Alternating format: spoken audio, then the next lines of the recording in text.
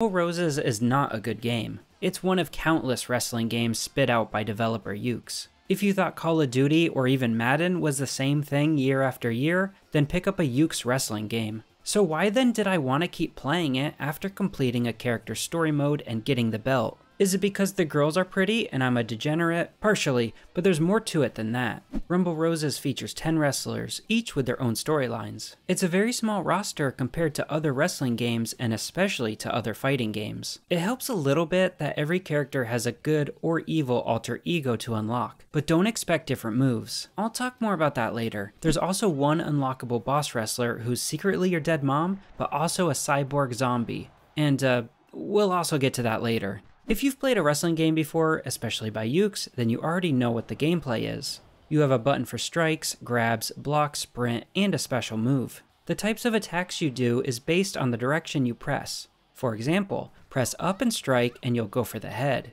It's simple and inoffensive, unlike the mud wrestling. Oh my god. Keep dealing damage to specific body parts and you'll have an easier time pinning the other girl, or winning via submission. And that's really it. There's a couple weapons you can use, but that's the gameplay. There's no cages and no wrestling cages either. No ladders, swings, or even ropes. What were we talking about? Oh yeah, Rumble Roses. It's a super bare bones game, even if the girls aren't. You can't have a threesome or foursome or even a Royal Rumble. Only 2 girls at a time, like the good Lord intended. Each girl has her own storyline to play through, and this is where I had the most fun. Wrestling storylines have always been, what's the word? Batshit insane. Okay, so this is Reiko. She's the poster child of the game, so let's take a look at her story. She's the daughter of a legendary wrestler, and her dream is to become as great as her mom. To make her mom proud, wearing, booty shorts. She's always talking about her mom in cutscenes. Honestly, it's a bit obsessive. But anyway, turns out her sister was brainwashed by an evil Australian nurse named Anastasia.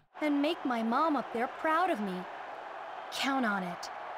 Up there?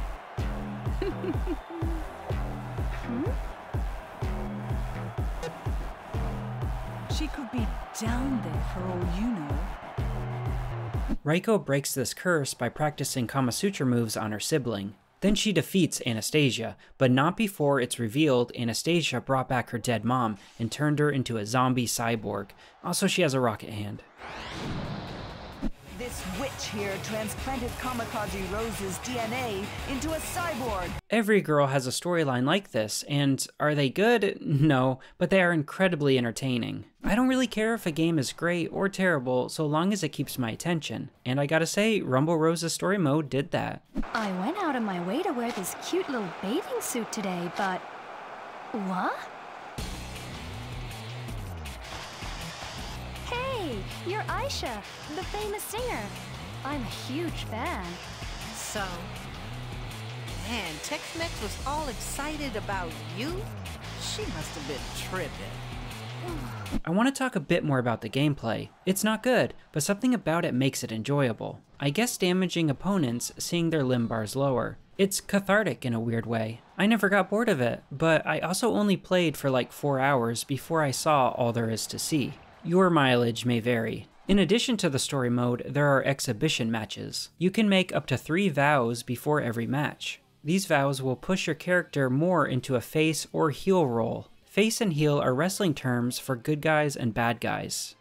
Girls, I mean. Normally, Reiko is a face. She's a good girl. What was I saying? Oh yeah, so if you take the evil vows before a match and get her heel rating to 100%, you unlock her evil alter ego. Same moves, but different look.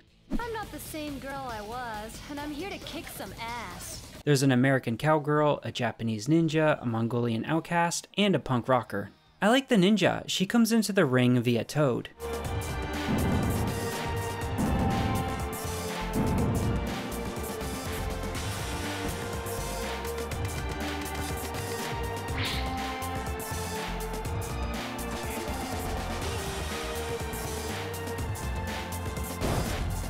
Once you get the heel or face meter full, you can challenge the current belt holder to a title match. But the match is just a regular exhibition, so I think that's pretty lame.